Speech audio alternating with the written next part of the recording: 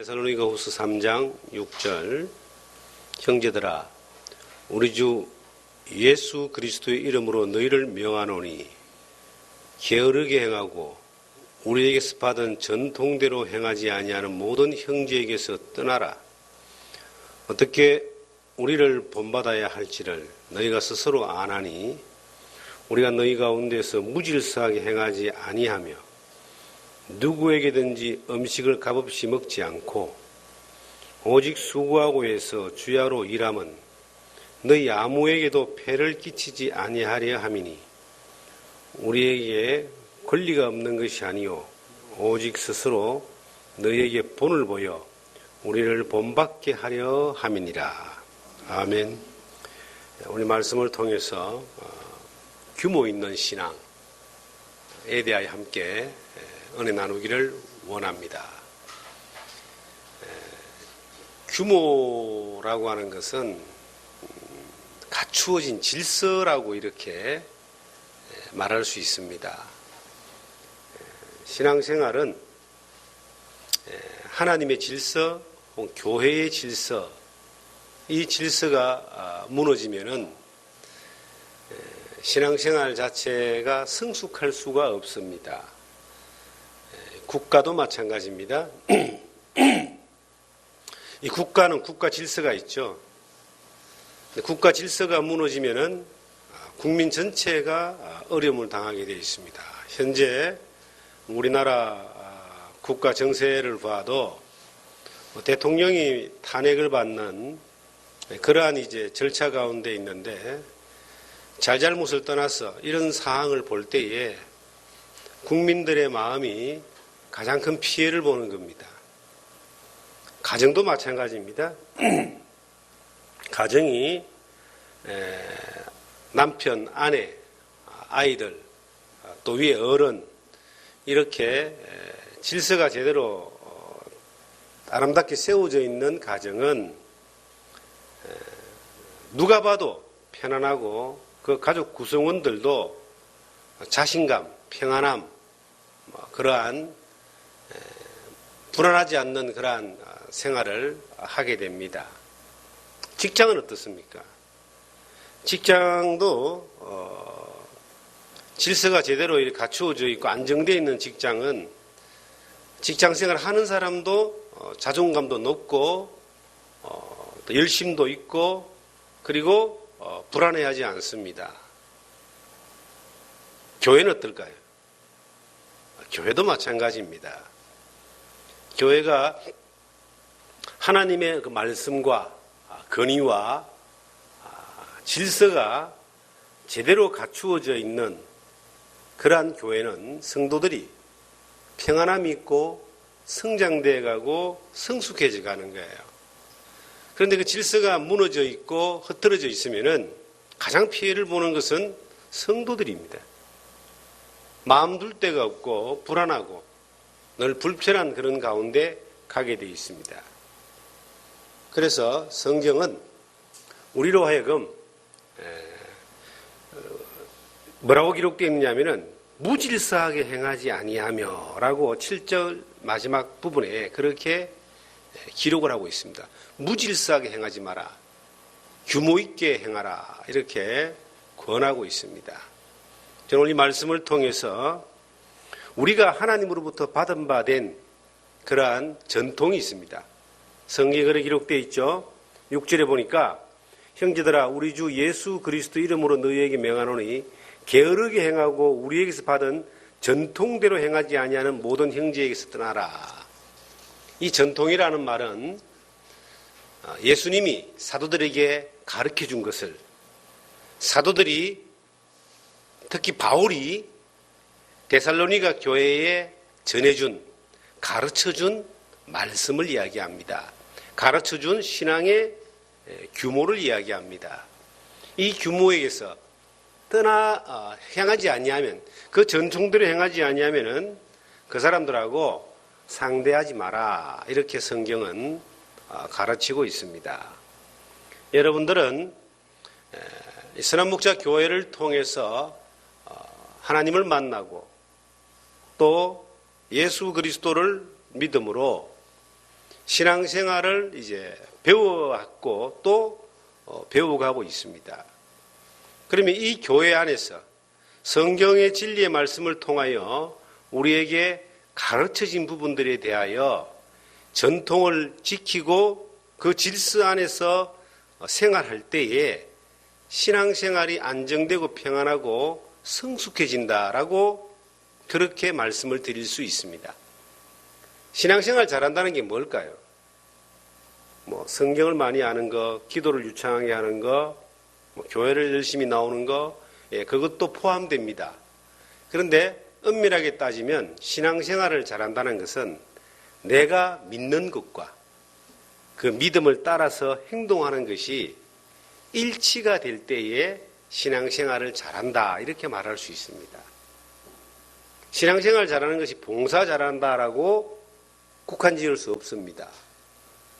교회 열심히 나온다라고 말할 수 없습니다. 그건 일부에 불과한 것이고 우리가 삶의 영역에 전체적으로 믿고 배운 바대로 전통을 따라 질서 있게 행하는 신앙과 생활이 이것이 일치되어져서 살아가는 삶을 잘하는 신앙생활이다 이렇게 말씀을 드릴 수 있습니다.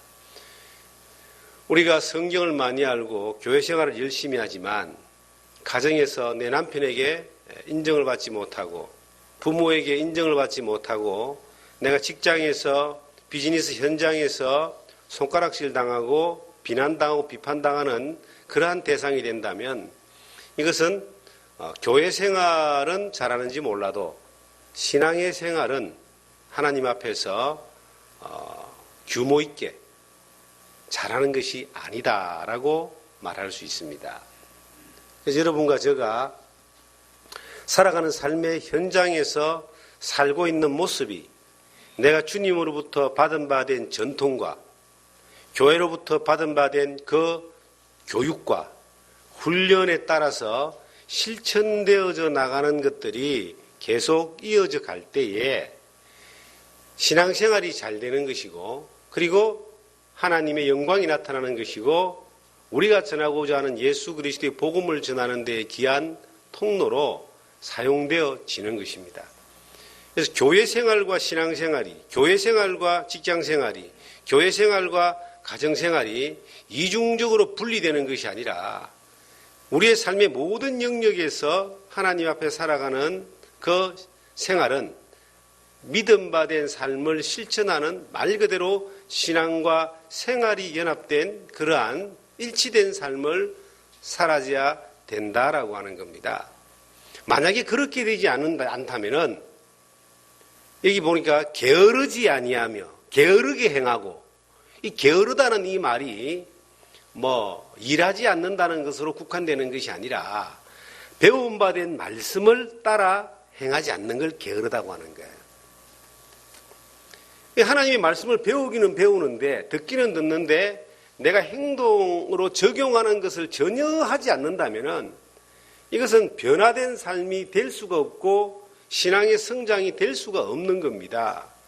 우리가 하나님의 말씀을 배우면은 배운 것을 따라서 실천하는, 행동하는, 움직이는 이것을 변화된 삶이다라고 이야기합니다.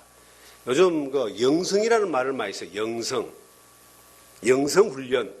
그런데 영성에 대해서 정확하게 우리가 짚고 넘어가야 되는 것은 우리가 영적인 세계를 탐구하고 경험하는 게 영성이 아닙니다. 영성은요, 성령의 이끄심을 경험하는 걸 영성이라 그래요. 영적인 신령한 세계를 바라보고 그것을 추구하고 나가는, 경험해 나가는 것이 아니고 성령의 우리의 가르침을 따라서 이끄심을 따라서 순종되어져 나갈 때의 역사를 보는 것을 영성이라 그래요. 그래서 영성은 날마다 변화되는 겁니다. 로마서 12장 1절에 보시면 쭉 보시면 변화를 받아 이래 나오거든요. 하나님의 선하시고 기뻐하시고 온전한 뜻이 무엇인지를 분별하도록 하라 그랬는데 성령이 우리를 변화시키는 것을 경험하는 것을 영적인 삶이다, 영성이다 이렇게 말하는 거예요. 그런데 우리가 전혀 변화되지 않습니다. 듣기는 많이 듣는데 변화되지 않습니다. 이 말은 뭐냐면 들은 말씀을 따라 내가 움직이지 않는다. 게으르다는 거예요. 게으른 사람은 신앙생활하기가 참 힘듭니다. 그러면 우리가 완벽하게 변화될 수 있느냐? 완벽하게 변화될 수가 있죠. 왜냐하면 그렇게 살았던 사람이 성경 가운데 있기 때문에 바울과 베드로와 믿음의 사도들은 정말 그리스도를 닮는다. 내가 그리스도를 본받는 자 된 것처럼 너도 나를 본받으라라고 바울이 말했던 것처럼 그리스도 안에 성령의 완벽한 지배를 받는 그 삶은 변화된 삶을 나타낼 수 있다는 거죠. 그런데 그것이 지속적으로 계속 유지될 수 있느냐? 이것은 아니다는 겁니다. 계속적으로 한번 변화를 받아서 그 충만한 상태가 계속적으로 유지되지 못하기 때문에 우리의 선배인 바울 사도가 날마다 죽는다 그랬습니다. 이 말은 뭐냐면 왜 날마다 죽는다고 표현했을까요? 날마다 변화를 추구하지 않으면 떨어질 수 있다는 겁니다. 다른 말로 하면요, 우리가 안 되는 부분이 너무나 많아요. 여러분과 제가 포함해서 모든 사람들은 육신의 이 성향을 가지고 있고 이 죄성을 타고나고 가지고 있기 때문에 이 끊임없는 싸움이 요구되는 그러한 삶을 살지만 우리가 추구하는 방향은 뭐냐면 게으르지 않는 방향을 추구하는 거예요. 이 말은 뭐냐면은 하나님의 말씀을 따라서 끊임없이 그 말씀을 순종하고 그 말씀대로 살고자 하는 그러한 방향으로 부지런히 사는 거예요. 그러면은 우리가 부족하고 연약하고 실수할 수 있고 실패했다 할지라도 늘 돌이켜 회개하고 그리고 주의 말씀을 따라 늘 쫓아갈 때에 변화가 일어난다는 겁니다. 누가 우리를 변화시키느냐? 성령님이. 성령님은 그렇게 부지런하게 게으르지 않고 부지런하게 하나님의 말씀을 따라서 순종하고 결단하고 행동하는 사람들을 힘주시고 이끄시고 그리고 승리하게 하신다. 그게 신앙생활이에요. 내가 한번 딱 결단하면 완전해지는 것이 아니라 수없이 엎어졌다 일어났다가 계속 반복되지만 내가 어느 방향을 찾아가느냐 이 말이에요. 그런데 놀랍게도 게으른 사람들이 있어요. 이 말은 뭐냐면 아이고 나는 안 되니까 못해. 안 해. 할 수 없어. 포기해버리는 사람들이 있습니다. 이런 사람들은 듣기는 많이 듣고 알기는 많이 아는데 변화가 일어나지 않습니다. 이런 사람에게서는 떠나라는 말. 배울 게 없다. 제가요 아이들을 키우면서 많이 했던 말 가운데 하나가 이런 말을 많이 했어요. 참 부끄러운 이야기이기도 하지만 어쩔 수 없는 말이었습니다. 저런 애하고 사귀지 마. 쟤하고 놀지 마. 그런 이야기를 참 많이 했던 것 같아요. 부모가 볼 때 내 자녀가 영향을 받는 친한 아이들이 좋은 영향을 안 주거든. 그러니까 분리를 시키려고 자꾸 그렇게 했던 그런 적이 있었던 것 같아요. 그 나중에 알고 보니까 우리 애를 놔놓고도 다른 부모가 쟤하고 놀지 말라고 그렇게 했더라고. 나중에 알고 보니 그렇더라는 거죠. 그런데요, 성경은 우리가 본받지 말아야 될 사람들이 있어요. 성경에 뒤에 보면 사귀지도 말라는 말이 있습니다. 친하게 지내지 말라는 말. 바로 그 뒤에 한 장 넘겨보시면은 그거 나오죠. 14절에 누가 이 편지에 한 말, 우리 말을 순종하지 아니하거든 그 사람을 지목하여 뭐라고 했다고요? 사귀지 말고 그로 하여금 부끄럽게 하다. 이 말씀에 대하여 순종하지 아니하고 여전히 게으르고 여전히 무질서하게 행하는 사람에 대해서는 야, 사귀지 마라. 가까이 있게 하지 마라. 이게 성경의 죄라고 하는 것은요. 죄를 이렇게 설명할 때 누룩이라고 하는 걸로 성경은 설명을 하고 있어요. 누룩이 뭐냐면은 이게 발효시키는 거잖아요. 부풀리게 하는 거잖아요. 이 죄라고 하는 것 옆에 있으면요. 이게 시너지 효과가 일어나가지고 발효가 되고 부풀어졌어요. 힘을 극대화시키는 겁니다. 하나님을 향하여 살고자 하는 열망이 우리 가운데 있는데 그 마음을 따라서 그러한 무리들과 함께 있으면은 그러한 마음도 이것이 계속 커져가는 겁니다. 그런데 하나님을 향하여 살지 않고 육신의 요구와 세상을 사랑하는 걸로 살고자 하는 그러한 죄성이 옆에 딱 붙으면은 이거는 더 강한 힘으로 이것이 부풀어지게 되어 있습니다. 나중에는 못 되어 나오는 거예요.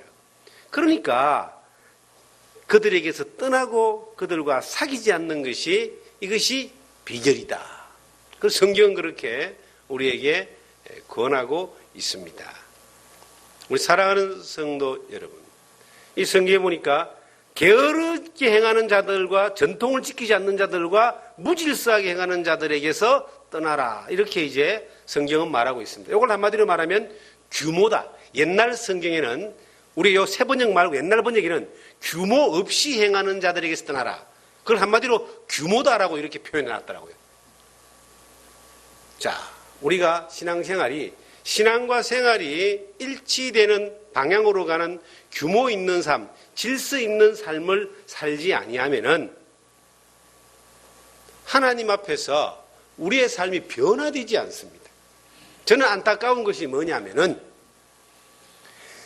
신앙생활을 오래 한 사람들, 예수를 믿고 교회 생활을 오래 한 사람들이 어떻게 그렇게 변화되지 않을 수 있을까라고 하는 것에 대해서 굉장한 안타까움을 가집니다. 그런 분들을 볼 때에 가르쳐가지고 이게 될 수가 없는 상황을 봅니다. 정말 성령의 강력하신 능력이 개입하셔가지고 뭐 거꾸로 때리든지 바로 잡아 놓든지 어떤 능력이 개입되지 않으면 도대체가 안 되는 사람들을 제가 많이 봤어요. 성경을 그들이 모르는 것이 아닙니다. 교회 생활을 안 한 것이 아닙니다. 봉사를 안 하고 헌신을 안 하고 헌금을 안 한 것이 아닙니다. 다 했어요. 그런데 변화가 없어요. 어떤 면에서는 육신의 그 못된 성향과 성품을 그대로 다 가지고 있는 거예요. 다른 말로 하면은 못된 성품과 성향을 그대로 가지고 있는 데에 종교적인 것까지 다 덮여져 가지고 아주 고차원적인 교만한 사람들이 되어 있는 경우들을 저는 많이 봤습니다. 교만은 패망의 선봉이라 그러거든요. 수많은 믿음의 사람들이 교만해서 망했던 사람들이 성경 역사 가운데 수두룩합니다. 신구약 전체를 열거해 놓은 그 교만의 열전들도 대단하거든요. 그게 어디서 왔는가를 가만히 보면요, 게으른 데서 온 거예요. 말씀을 순종하는 부지런함이 없는 게으름에서 이것이 온 겁니다. 안 되는 것을 안 된다고 포기하는 거하고 그 안 되는 것을 하나님의 말씀을 따라 될 수 있다라고 시도하는 거하고는 차이가 있는 겁니다. 자, 운동선수를 한번 생각해 봅시다. 운동선수가 자기가 할 수 있는 것만 할 수 한다면은 결코 그 게임에서 메달을 따거나 승리하지 못할 겁니다. 할 수 있는 것을 극복하거든요. 그건 뭘 통해서? 훈련을 통해서 극복합니다. 언젠가 태릉 선수촌에서 올림픽을 준비하는 선수들의 특집을 보낸 적이 있습니다. 그걸 이제 영상을 통해서 본 적이 있는데, 레슬링 선수들을 제가 이제 봤습니다. 레슬링 선수들. 이 레슬링 선수들을 보니까요, 끊임없이 막 줄을 잡아 당기고 높은 데를 올라가고 그리고 비슷한 체급의 사람하고 계속 실전 훈련하는데, 얼마나 이 기를 갖다가 땅에 많이 뭉댔으면 레슬링 선수들은 기가 어떻게 생긴 줄 아세요? 기가 주먹만 합니다. 이렇게 기가 막 이 뭉대져 가지고 계속 버티고 하면서 이게 까지고 근육이 붙어 가지고 기가 주먹만 해요. 레슬링 선수들이. 그렇게 해도 메달을 딸까 말까 한다 이 말이죠. 다 할 수 있으면은 그렇게 훈련을 안 할 거 아니에요. 목표가 있기 때문에 끊임없이 도전하고 훈련하고 시도하고 계속 연습하는 거죠. 신앙생활도 경기하는 것과 같다라고 고린도전서 9장은 우리에게 말하고 있습니다. 경주하는 자가 법대로 이 경주하고 운동장을 달리는 사람이 이 상을 얻기 위하여 달린다라고 그렇게 이제 우리에게 말씀하고 있는데, 우리의 마음이, 성도들의 마음이 특히 이 성숙하다는 사람들의 마음이 어떤 마음이 돼야지만이 교만하고 거만해서 이게 하나님 앞에 버림받지 않는 사람이 되느냐. 늘 신앙은 현역에 있다는 마음을 가져야 됩니다. 다른 말로 하면요, 늘 경기장에서 지금 경주하고 있는 입장에 있다는 걸 알아야 되는 겁니다. 지금도 내가 훈련하지 않으면, 지금도 내가 게으르면, 하나님의 말씀을 따라 순종하고 실천하고 그 말씀을 따라 내가 변화를 해야 나가는 이 연습을 포기하면 우리는 지금도 하나님 앞에서 교만하고 버려질 수 있다는 겁니다. 버려진다는 말은 지옥 간다는 말은 아닙니다. 하나님의 역사에 쓰임받는 자리에서 멀어진다는 이야기예요. 하나님의 도우심을 받는 자리에서 멀어지는 겁니다. 하나님은 교만한 사람을 쓰지 않습니다. 다른 말로 하면 교만한 사람은 하나님 은혜를 안 준다는 거예요. 늘 겸손한 자에게 하나님이 은혜를 주시고 존귀하게 하고 그를 들어 쓰신다는 거죠. 그럼 이 겸손하다는 말은 뭐냐면 주시는 것을 받아서 내가 뭐 하겠다? 행동하겠다. 우리가 나이가 많이 먹으면 그만큼 밥을 많이 먹고 경험을 많이 했다는 거죠. 교회 생활을 많이 했다는 것은요, 그만큼 많은 은혜를 하나님께 경험했다는 건데 그만큼 우리가 많은 실패를 경험했다는 것도 될 수 있을 겁니다.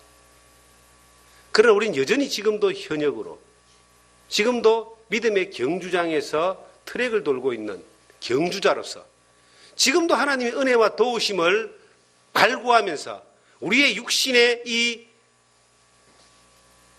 버려져야 될 것들과 잘못된 습관들 그리고 변화되어야 될 부분들을 쫓아가면서 부지런히 살아가는 거예요. 그게 이제 우리가 신앙생활하는 가운데 하나님이 기뻐하심을 입는 삶의 태도인 겁니다.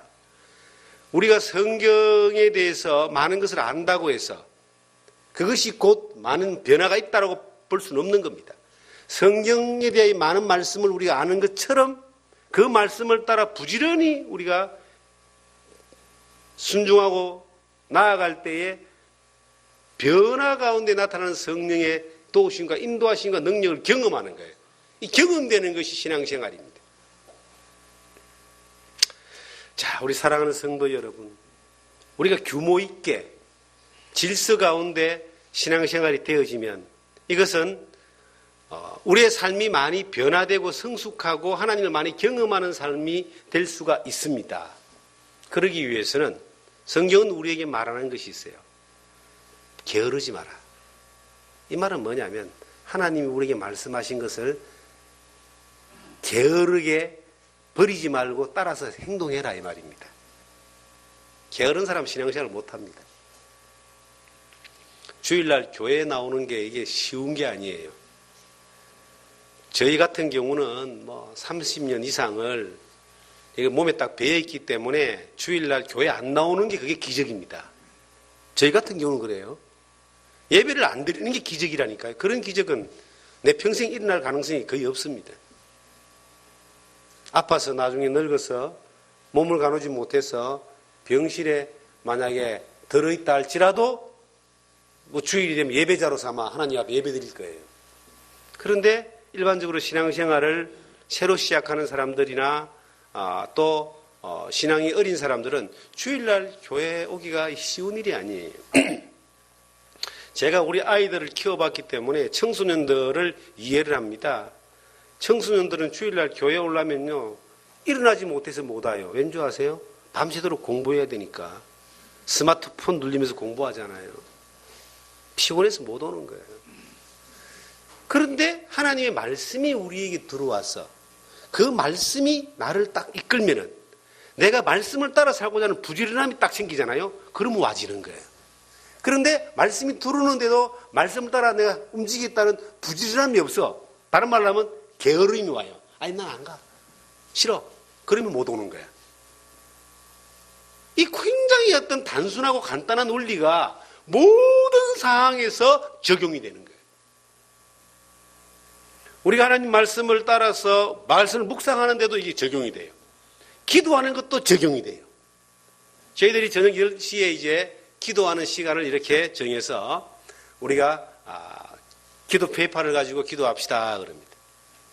그런데 이 기도 배파르가 기도하는데 내가 이 말씀을 따라 내가 부지런하게 이걸 순종해야 되겠지. 교회가 이것을 이제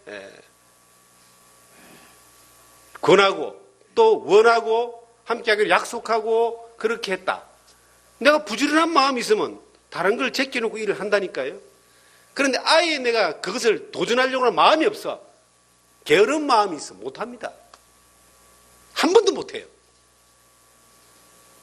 모든 상황에서 이 부지런함과 게으름이 결론을 내리는 거예요. 부지런하면 어떤 일이 벌어지느냐? 변화가 일어나요. 내가 선택해서 그것을 따라갈 때, 순종할 때 성령의 도우심이 있는 겁니다. 환경을 성령님이 도와주세요. 환경을.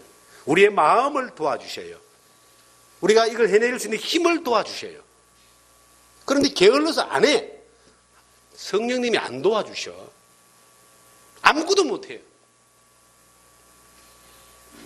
주일날 교회에 이렇게 오시는 분들이 신앙생활 새롭게 시작하는 분들이 많이 계십니다. 30년, 40년, 50년 내 마음대로 살다가 주일날 이제 따로 시간을 내서 예배당에 온다라고 하는 것이 이게 육신의 어떤 습관이 만들어지기까지 참 힘이 듭니다. 이게 힘이 드는데 그것을 따라 부지런함으로 내가 선택을 해서 순종하고 그 간절한 마음까지 들어가서 그 순종을 선택해서 나아가면 이상한 게요. 그런 경험을 했을 때 주변의 환경들이 처음에는 나에게 어려웠지만 이 환경들을 이겨나가는 힘을 주시고 환경을 바꿔주시는 하나님의 능력을 보게 되고 그리고 내 삶의 가치가 나에게 들어오는 가치가 이 세상의 것으로서 내가 가질 수 없었던 하나님이 주시는 놀라운 가치가 나에게 경험되어질 때 내 마음에 새로움이 오고 내 마음에 새로운 변화가 내 삶을 변화시키는 그렇게 성장해 나가는 것이 신앙생활입니다. 이것은 모든 삶에 적용되는 원리라고 하는 것이죠. 그 삶을 선택하지 않으면 우리가 변화를 추구하기는 힘듭니다. 저는 우리 교회 가운데서 연조가 오래되신 분들 이분들이 변화되지 않으면 변화의 선상에서 오늘도 서 있지 않으면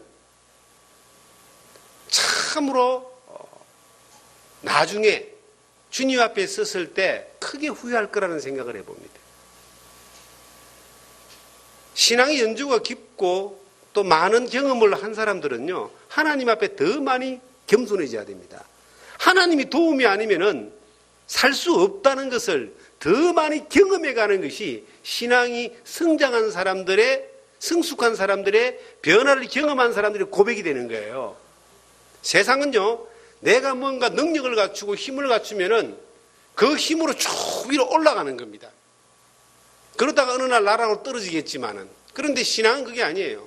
주님 안에 깊어지면 깊어질수록 더 내려가는 거예요. 왜 하나님이 아니면 안 된다는 것을 경험하게 되기 때문입니다. 이것을 많이 경험하게 되면 우리는 성숙해지는 거죠.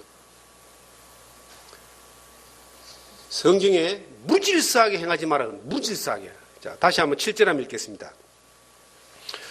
어떻게 우리를 본받아야 할지를 너희가 스스로 아나니 우리가 너희 가운데서 무질서하게 행하지 아니하며 누구에게든지 음식을 값없이 먹지 않고 오직 수고하고 애써 주야로 일하면 너희 아무에게도 폐를 끼치지 아니하려 함이니. 여기 보니까 밑에 보면요 10절에 우리가 너희와 함께 있을 때에도 너희에게 명하길 누구든지 일하기를 싫어하거든 먹지도 말게 하라 하였더라. 여기 보니까 음식을 값없이 먹지 말고 일하기 싫어하는 자를 먹지도 말게 하고 무질서하게 행하지 말고 폐를 끼치지 마라. 우리도 어릴 때 어른들한테 예의를 지키라 혹은 인사를 잘해라. 남한테 폐를 끼치지 마라. 이런 이야기를 많이 듣고 자랐잖아요. 일본 사람들은 특히 그게 심하답니다. 폐를 끼치지 마라. 일본 사람들을 우리가 상당히 좀 민족적인 감정을 가지고 안 좋게 이야기도 하는데요. 일본 사람들이 그래도 아시아 계통에서는 최고의 1등 국민입니다. 질서에 대한 부분이나 남을 폐를 끼치지 않는 부분들, 이런 부분들에 대해서는 못 따라갑니다. 얼마 전에 신문에 한번 나왔습니다. 제주공항에서 중국 사람들이 단체 관광 와가지고 빠져나간 자리가 사진에 찍혀 나왔어요. 공항이 쓰레기장이 됐더라고요. 쓰레기장. 근데 일본 사람들 100사람 지나간 자리 한번 봐보세요. 쓰레기 하나 없습니다. 한국 사람은, 우리나라 사람들은 한 그 중간쯤보다 좀 높을 거예요. 의식 구조. 남한테 폐를 끼치지 않는다. 성경은 남한테 폐를 끼치지 마라 그래놨어요. 성경은요, 일하기 싫어하는 자를 먹지도 말지 하라. 이 음식에 대해서, 먹는 거에 대해서 값없이 먹지 마라.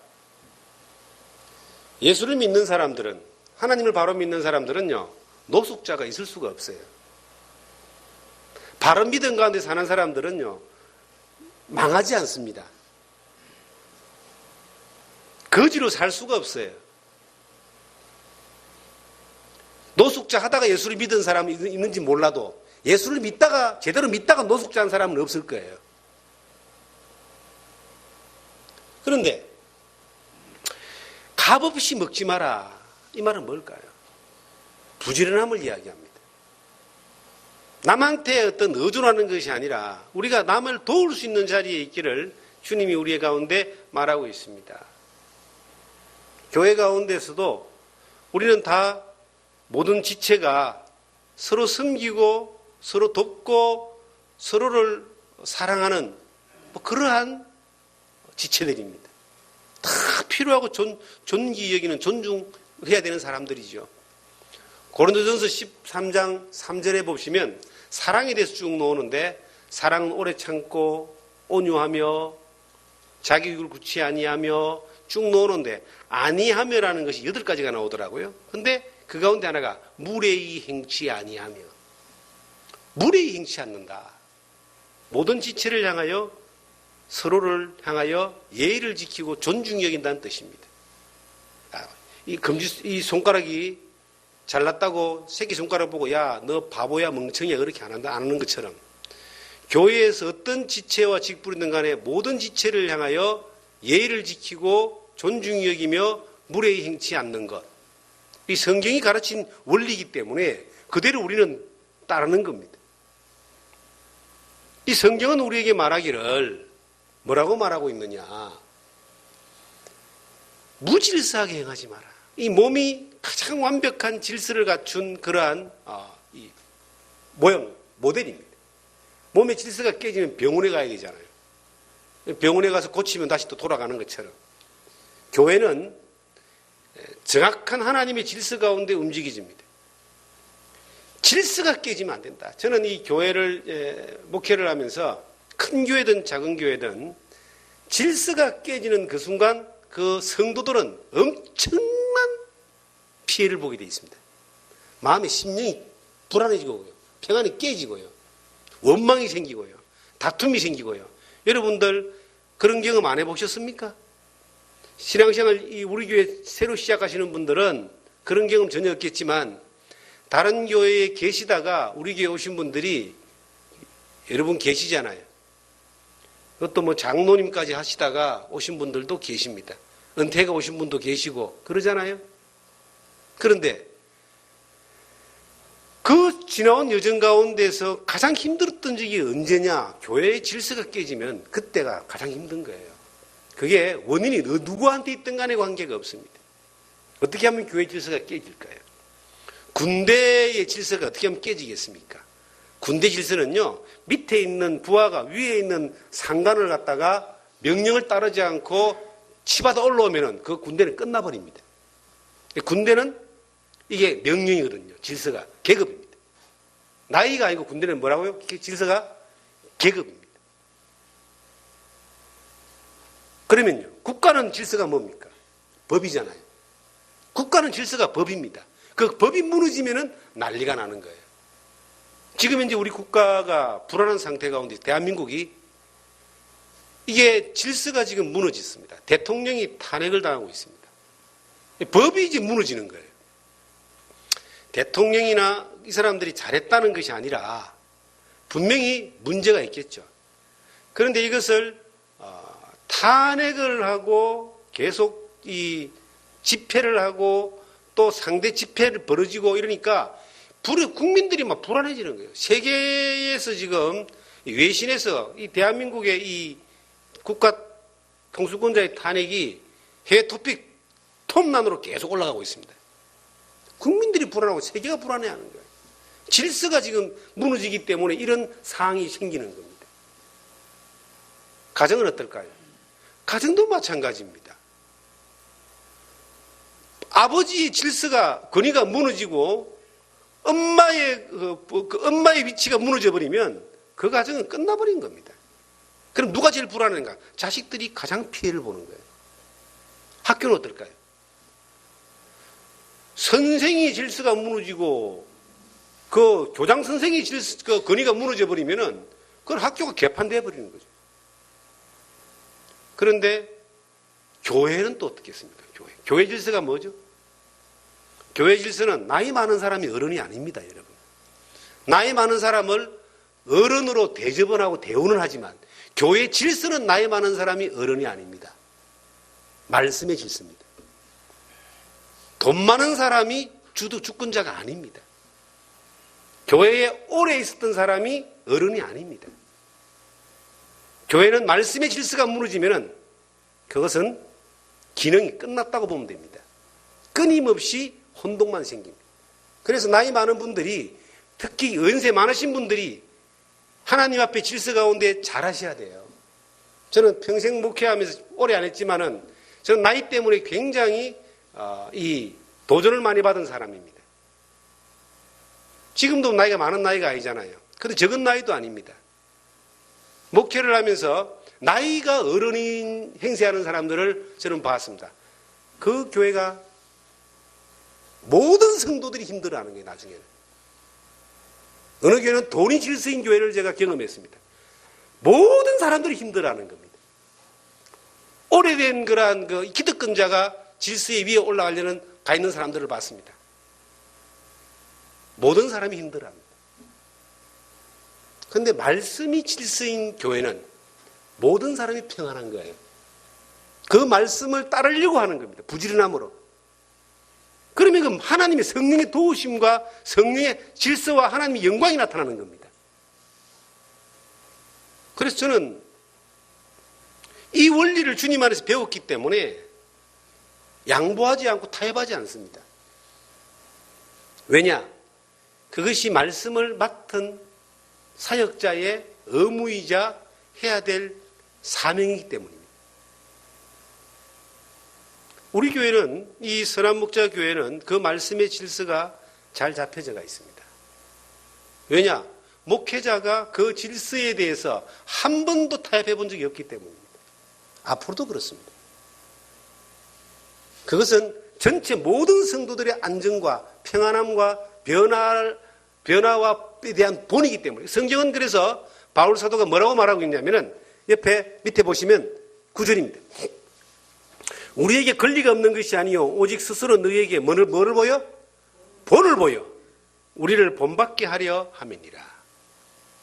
이 본이라고 하는 것은 굉장히 무서운 이야기입니다. 모델이라는 뜻입니다. 모델. 어떤 모델을 가지고 가느냐에 따라서 그 무리가 이게 질서가 형성되느냐 되지 않느냐, 규모가 있느냐 없느냐, 성장하느냐 성장하지 않느냐, 변화되느냐 변화되지 않느냐가 결론 지어지는 겁니다. 건물이 크고 사람이 많고 외형적으로 뭔가를 키워나가는 것이 이 교회의 모델이다 그러면 그 모델을 쫓아가야 되는 거예요. 그러한 모델로 가는 사람들이 많아요. 아니면 또 하나님의 말씀과 복음 안에서 이 영성을 쫓아서 가는 것이 모델이라면 그걸 쫓아가야 되는 겁니다. 그런데 그 앞에서 섬기는 사람들이 어떤 본을 보였느냐에 따라서 성도들은 그것을 따라가게 되어 있습니다. 영향을 받게 되어 있습니다. 바울 사도가 본을 보였다는 것처럼 우리 교회는 어떻습니까? 여러분과 저는 어떤 모델을 쫓아갑니까? 우리는 오직 성경, 오직 예수, 십자가만 자랑하고 오직 복음만을 전하는 교회입니다. 복음이 질서고 말씀이 질서고 성령이 질서고 성경이 질서다. 그 안에서 우리가 그 말씀이 우리 가운데에서 보여주는 것들을 부지런하게 게으르지 않고 부지런하게 계속 쫓아가려고 하는 마음을 가지고 그 믿음을 따라 움직일 때 성령의 인도하심 우리가 경험하는 것입니다. 사랑하는 성도 여러분, 교회가 여러분과 제가 신앙생활하는 이 교회가 하나님의 말씀의 권위를 따라서 규모 있고 질서 있고 그리고 말씀의 전통, 말씀을 따라 우리에게 가르친 전통을 따라서 가는 이 순종함이, 부지런함이 우리 가운데 있을 때에 하나님이 일하심을 날마다 우리는 경험하는 은혜를 보게 됩니다. 여러분과 제가 신앙생활을 해나가는 가운데서 어떤 이 딜레마에 부딪힐 때가 있어요. 말씀대로 하면은 손해보고 말씀대로 안 하면 내가 이득을 보는 그러한 어떤 상황에 부딪힐 때가 있습니다. 그럴 때 여러분들은 어떤 것을 선택하십니까? 두 가지가 있어요. 하나님의 말씀을 따라 선택을 해봤을 때 하나님이 도와주시고 하나님이 이기게 하시고 더 좋은 방향으로 이끌어가게 하는 걸 경험한 사람들은, 여러 번 경험해 본 사람들은 그 상황이 부딪힐 때 어느 걸 선택하죠? 하나님 말씀대로 가다가 손해보더라도 그걸 가는 걸 선택합니다. 그러지 않을까요? 그런데 그런 경험을 내가 해본 적이 없어요. 늘 그 어떤 선택의 상황에서 말씀을 따라가려고 하는 것보다 그 손해보는 것 같으니까 그걸 포기하고 내가 원하는 것을 늘 선택을 해봤어요. 그래 본 사람은 어떤 상황이 딱 생기면 그 다음엔 또 뭘 선택할까? 말씀을 따라가다 손해보는 걸 선택 안 한다는 이야기입니다. 그게 훈련입니다, 여러분. 하나님이 우리에게 말씀하신 것이 저 하늘에 있고 뜬구름 잡는 내용을 이야기한 게 아니에요. 하나님이 우리에게 말씀하시고 우리에게 교훈하시는 것은 지금 오늘 우리 앞에 당하는 모든 일들에 적용되는 것들입니다. 그럴 때에 믿음을 따라서 내가 선택했을 때에 이 부지런함이란 말은요, 선택을 이야기하는 겁니다. 게으름은 포기하는 걸 이야기하는 거예요. 그 말씀을 따라 부지런함으로 내가 그 말씀을 선택했을 때 하나님이 가만히 계시더냐? 너희 안에 행하시는 분은 하나님이시다. 너희로 소원을 두고 행하신다고 성경은 말하고 계신데 하나님이 가만히 계시냐 이 말이죠. 우리는 늘 살아가는 삶 가운데 수없이 많은 선택을 해야 됩니다. 그런데 말씀의 질서와 규모를 따라서 그 하나님이 우리 가운데서 가르쳐 주신 전통을 따라서 선택을 했을 때에 하나님의 도우시는 능력을 경험한다는 거죠. 물론 우리가 처음부터 모든 일에 다 올바른 일에 진리의 말씀을 따라 올바른 선택을 하여 부지런함을 나타내는 건 아닙니다. 수많은 실수와 실패를 경험해보고 난 뒤에 그제서 주님의 말씀이 정답이다라고 선택해보니까 하나님이 도우심을 경험하고 그걸 쫓아가는 그러한 성숙한 변화된 삶을 살아가는 경우들이 대부분입니다. 그런데 교회는, 성경은 가르쳐질 때에 제대로 가르쳐야 된다는 거죠. 우리가 절대 성경이 따르고 안 따르고에 대한 것은 선택이지만 가르치고 안 가르치고 하는 것은 선택이 아니에요. 하나님의 올바른 말씀을 무조건 가르쳐야 됩니다. 선택이 아니라니까요. 가르쳐지는 것에 대해서는 말씀의 전통은 이거는 선택이 아니고 이거는 100% 순종이고요. 그걸 따르냐 안 따르냐는 우리에게 이제 선택권이 있는 거예요. 게을러서 안 따르는 사람은 변화가 일어나지 않습니다.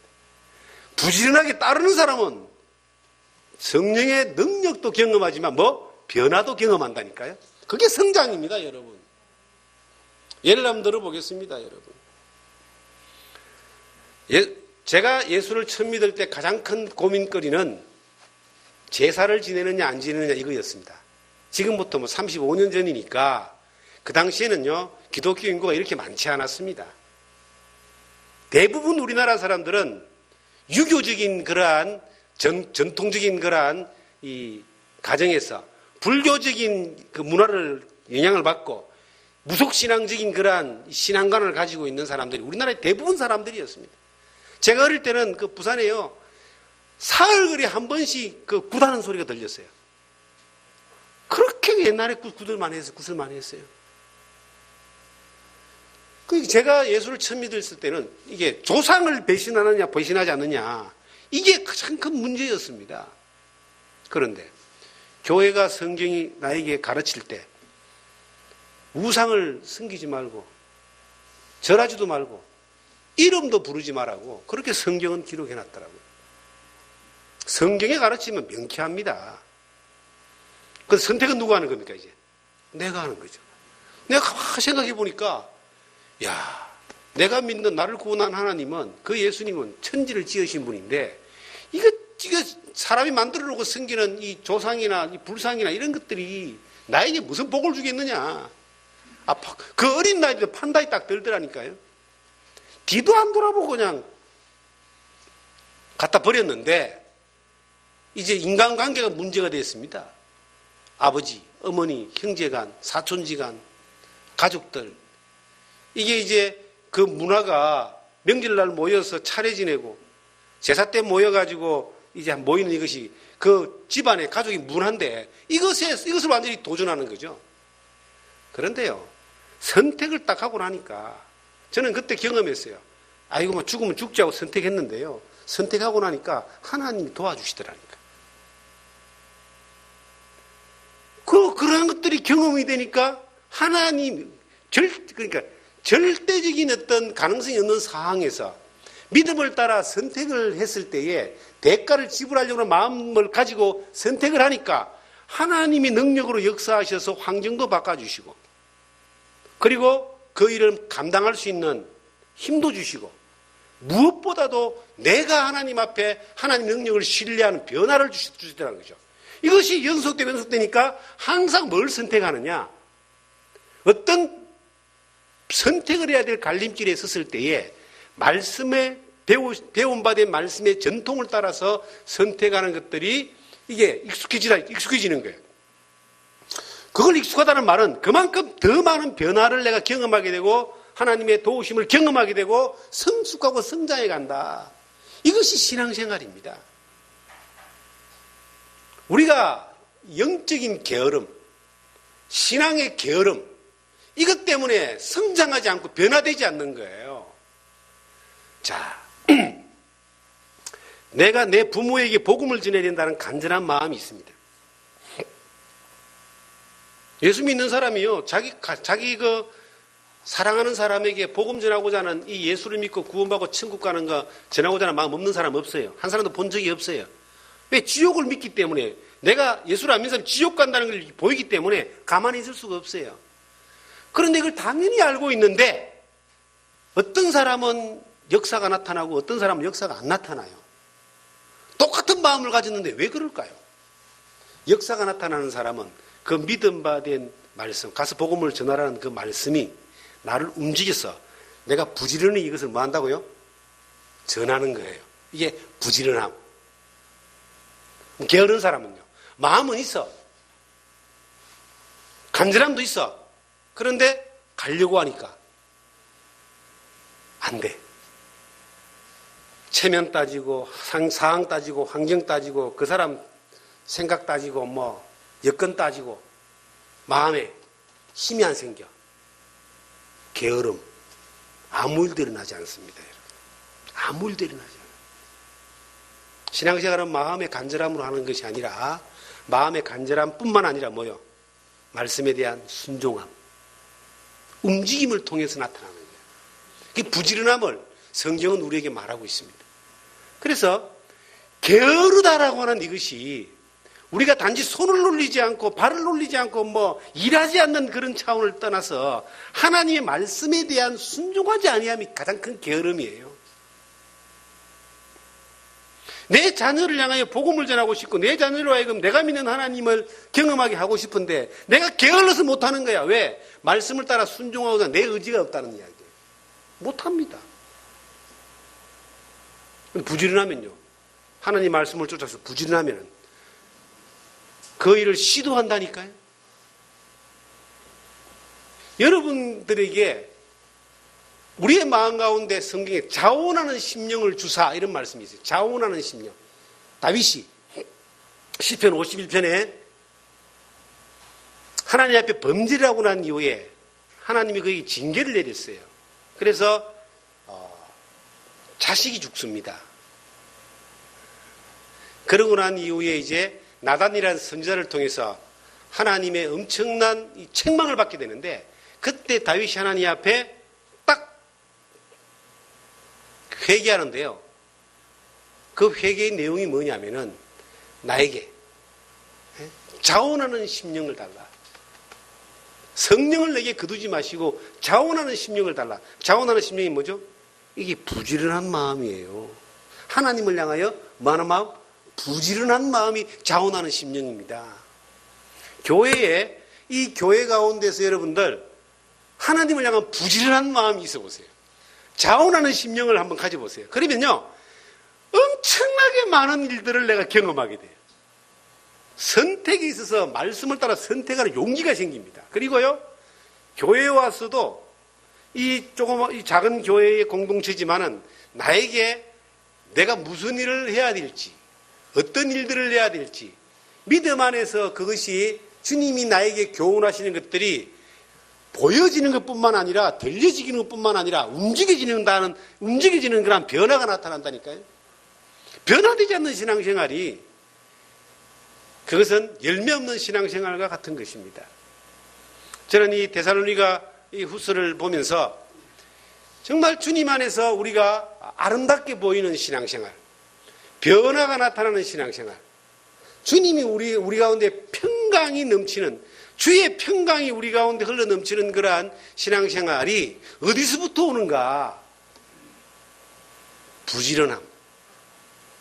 주님의 말씀을 따라 게으르지 아니하는 이러한 데서부터 이것이 성령의 능력과 변화와 그로 인하여 하나님의 영광을 받고 교회와 성도들과 나 자신마저도 평안함을 가지는 이러한 은혜 가운데 나아가는 것입니다.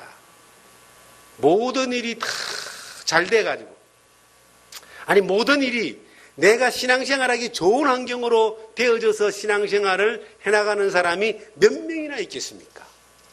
별로 없습니다. 제가 이런 생각을 해봐요.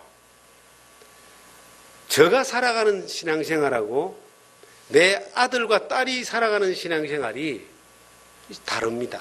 왜냐하면 저는 우리 집안에서 제가 제일 먼저 예수를 믿었습니다. 신앙생활 자체가 이 주님을 믿는 것 때문에 복음을 따라가는 것 때문에 엄청나게 많은 전쟁과 선택과 대가를 지불하는 것들을 많이 경험하고 그리고 육신의 어떤 이 성품이나 이런 것들을 깨어나가는 수많은 시간 가운데서 이것을 경험하고 왔기 때문에 하나님의 그 역사하심의 인도하심의 그 절대적인 어떤 그 힘, 성령의 도우심을 수없이 경험하면서 성장해 왔습니다. 근데 제 자녀들을 보면은 그게 아니에요. 말 그대로 이제 모태신앙이 되는 거죠. 굉장한 유리한 조건 가운데 시작을 했죠. 뱃속에 있을 때부터 찬송가를 듣고 성경을 듣고 그렇게 태교를 해서 출생을 했으니까 얼마나 좋은 환경입니까? 교회 가는 것 때문에 투쟁을 하거나 교회 가는 것 때문에 선택을 하는 것이 아니라 교회 안 가는 것 때문에 제가 아버지한테 요거도 먹는 그러한 이게 환경이라는 자체가 정반대 환경. 제가 가끔 제 아들한테 그런 이야기를 했어요. 야, 우리 아버지가 너가 아버지 같았으면 참나 좋을 뻔했다 내가. 그 뭔 말인지 이해되십니까? 그런데 크면서 제가 아들이 자라오면서 생각이 좀 바뀌었습니다. 이 아이들이 생각하는 하나님은 저거 아버지의 하나님을 생각할 것 같다는 생각이 드는 거예요.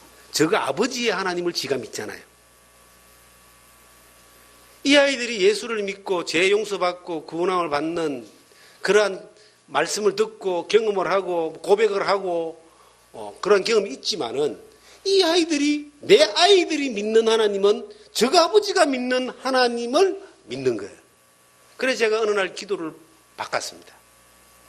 하나님, 내 아버지 하나님, 저들의 아버지 하나님이 되게 하여 주시옵소서. 이 말은 뭐냐면 굉장히 무서운 말이기도 하지만 내가 이 아이들을 책임지는 것이 아니라 하나님이 이 아이들을 책임져 주세요. 내가 경험했던 그 하나님을 이 아이들도 경험하게 해주세요. 경험되어져야지만이 그들의 삶 가운데 그 하나님이 그들의 하나님이 되는 거예요. 아브라함과 이삭과 야곱의 하나님이라고 이야기합니다. 아브라함의 하나님, 이삭의 하나님, 야곱의 하나님, 그리고 누구 하나님? 너가 하나님, 이스라엘의 하나님, 네 하나님. 그렇게 어느 날 기도 제목이 바뀌어졌어요. 그러면 지금도 이제 저는 그런 믿음이 있습니다. 내 하나님이 그 아이들의 하나님이 되어서 그 아이들을 다루시고 이끄시고 나에게 하셨던 것처럼 그렇게 해 주시리라고 그렇게 믿습니다. 그런데 그 과정이 아마 녹록치는 않을 것이다. 여러분들은 어떻습니까? 여러분들의 하나님, 내가 경험하는 하나님, 나의 하나님, 바울 사도가 나의 하나님이 그리스도 예수 안에서 너희 모든 설 것을 채우시리라. 나의 하나님, 내가 만난 그 하나님, 나를 인도하는 그 하나님, 나를 지키시는 그 하나님이 지금도 나와 함께 하시면서 내가 성장하고 성숙하며 변화된 삶 가운데서 나를 하나님이 이끌기를 원하시는데, 여러분들 그 하나님에 대하여 정말 사모하는 마음, 자원하는 심령을 가지시기를 바랍니다.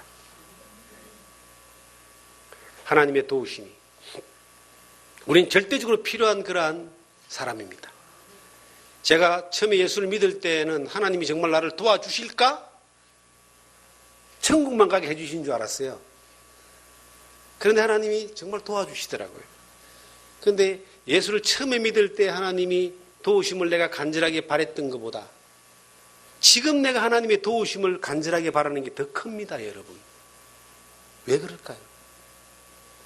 세상 생활은 내 능력과 내 힘과 내 스펙과 내가 가진 것으로 세상 생활을 영위하다가 죽는 겁니다. 몇 년 안 가요. 어떤 사람이 돈 많다고 자랑하더라고요. 내가 그랬습니다. 한 200년 살 것 같으면 자랑이랍니다. 그거 얼마 안 있으면 다 털고 빈손으로 가는 거예요. 내가 가졌다는 게 내 것이 아닙니다. 바울, 솔로몬이 말했잖아요. 헛되니 바람을 잡아내는 수고가 내게 무엇이 유익하랴. 이 바람 하나 잡았다고 이게 다 잡은 것 같은데 이게 안 묶고 다닙니다. 하나님이 영원하신 역사 가운데서 우리가 100년 정도 살면서 누리고 가지는 것들 바람과 같은 거예요. 진정 중요한 것이 뭐냐? 전능하신 하나님의 손에 날마다 붙들리며 그분을 경험하고 사는 거예요. 내가 가진 것으로 살고 내가 이룬 것으로 자랑하고 내가 가지고 있는 것으로 권력을 누리는 것은 이건 세상이 사는 방법이고 그러다 가는 거고, 주님 안에 살아가면서 살면서 배워지는 것이 뭐냐면은 날이 갈수록 하나님이 도와주지 않으면 살 수 없다는 걸 경험하는 거예요. 시간이 갈수록 더 많이 하나님이 도와주셔야 된다. 하나님만이 나의 소망이고 그분이 도와주지 않으면 그분의 힘을 더 많이 의지할 수밖에 없는 것이 주님 안에 더 많은 것들을 경험한 사람들의 고백입니다. 내가 할 수 있는 것이 뭐가 있을까요? 저는 30대 때만 해도 내가 할 수 있는 게 많다고 생각했습니다. 내가 20대 때도요, 다 할 수 있다고 생각했습니다. 저는 다 할 수 있을 것 같아요. 20대 때, 30대 때는. 내 아내도 내 마음대로 다 할 수 있을 것 같았고, 내 자녀는 분명히 내가 원하는 대로 다 할 수 있다고 생각했습니다. 그런데 시간이 지나 보니까 내가 할 수 있는 게 정말 없는 거예요. 하나님이 안 도와주시면 안 돼요. 네? 내 속으로 난 자식도 내 마음대로 할 수 있는 게 없다는 걸 알았습니다. 하나님의 도우심이 절대적으로 필요하다는 어느 날 내가 발견했을 때 그 하나님 앞에 이게 손들었습니다. 내 인생도 마찬가지예요. 할 수 있는 게 없어요. 하나님만이 나의 힘이고 나의 도움이고 나의 능력이고 나의 산성이고 나의 방패고 그 시편에 고백했던 다윗의 고백이 그 신약성경의 수많은 믿음의 사람들이 고백했던 그 내게 능력 주시는 자라서 내가 모든 걸 다 할 수 있다는 그 고백이 우리의 삶 가운데서 뜬구름 잡는 이야기가 아니라 실질적으로 오늘 하루하루 내 앞에 부딪히는 수많은 상황 가운데서 이게 적용되는 것이다. 이 가운데 우리가 주님을 향한 하나님을 향한 부지런함을 선택했을 때 변화가 일어나는 겁니다. 변화, 힘이 오는 거예요. 힘. 응? 이 영적인 근육이 생기고 영적인 힘이 생기고 영적인 능력이 생기는 겁니다. 여러분과 제가 이걸 많이 경험할 수 있기를 바랍니다. 그리고 부지런함을 선택하세요. 그래야 변화가 있고 능력을 보고 역사가 나타나는 겁니다.